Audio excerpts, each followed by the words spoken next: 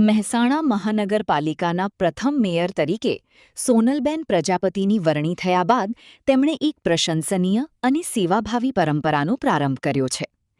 Mayor તરીકે પદભાર સંભાળ્યા બાદ તેમણે જાહેર અપીલ કરી હતી કે તેમને મળવા આવતા લોકો ફૂલહાર કે મોંઘા બુકે લાવવાને બદલે અનાજ અથવા કરિયાણાની કીટ અર્પણ કરે, જેથી જરૂરિયાતમંદોને મદદરૂપ થઈ શકાય.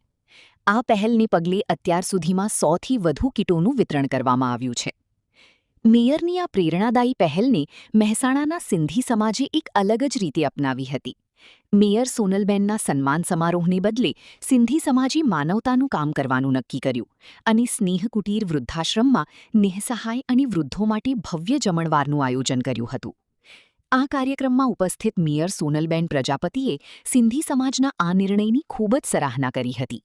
તેમણે જણાવ્યું કે સિંધી સમાજે મારી કીટ વિતરણની પહેલની માન આપીને જે રીતે વૃદ્ધાશ્રમના નિઃસહાય વડીલો માટે જમણવારની નવીન પહેલ કરી છે તે ખરેખર પ્રશંસનીય છે. સમાજના આ પ્રકારના સહકારથી જરૂરિયાતમંદોને મોટી રાહત મળે છે.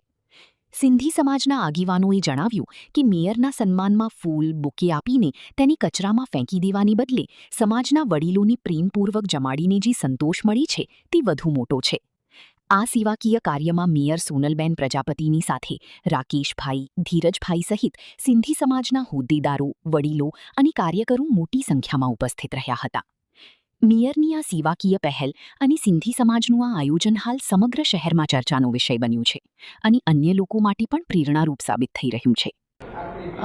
સૌ પહેલાં તો હું મહેસાણાના મહાનગરપાલિકાના મેયર તરીકે મારી વરણી થઈ ત્યારે મેં એક એવો આગ્રહ કરેલો કે જ્યારે પણ મને મળવા કોઈ આવે તો ફૂલ કે મોંઘા બુકે કે એવું નહીં લઈને આવે, પણ એની જગ્યાએ અનાજ કાં તો કીટનું વિતરણ કરે.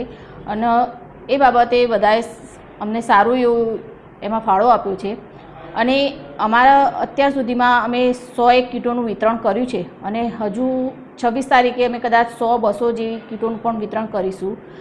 તો અમારી આ આગ્રહને બધાએ માન્ય રાખ્યો છે અને એ જ રીતે સિંધી સમાજ દ્વારા આજે અહીં સ્નેહ કુટીર વૃદ્ધાશ્રમમાં જે નિઃસહાય વૃદ્ધો છે, જે વૃદ્ધાશ્રમમાં આજે જમણવાર તરીકે એની એક પહેલ કરવામાં આવી છે અને અહીંયા અમને આજે પણ બોલાવવામાં આવે છે.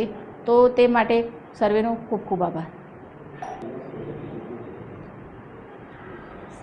મારા સન્માનમાં આજે સિંધી સમાજે કીટની જગ્યાએ સમગ્ર વૃદ્ધાશ્રમમાં જમણવારનું આયોજન કર્યું છે. જે નિઃસહાય છે, દયનીય જે છે એ લોકો માટે આજે એમને જમણવારનું આયોજન કર્યું છે તે ખરેખર ખૂબ સરસ છે અને તે માટે સર્વેનો ખૂબ ખૂબ આભાર. અસ્તુ. જય હિન્દ. ચંદુભાઈ.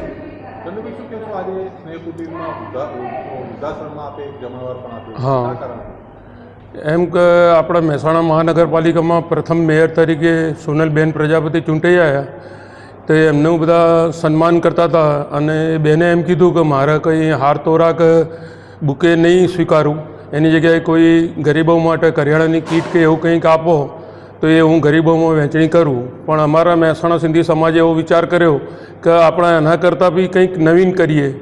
તો આ સ્નેહ કુટીર વૃદ્ધાશ્રમમાં એક જમવાનો કાર્યક્રમ કરીને એક નવી પહેલ કરી મહેસાણા સિંધી સમાજે અને એમાં બેનનું સન્માનમાં એક આ ભોજન સમારંભ રાખ્યો.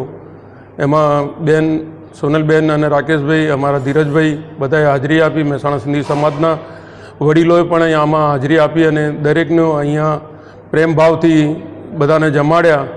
એ બદલ અમારો મહેસાણા સિંધી સમાજ ખૂબ ખૂબ ધન્યવાદને પાત્ર છે અને બેને મેયરે અહીંયા જે સમય આપ્યો પોતાનો એનો પણ ખૂબ ખૂબ ધન્યવાદ કરે છે.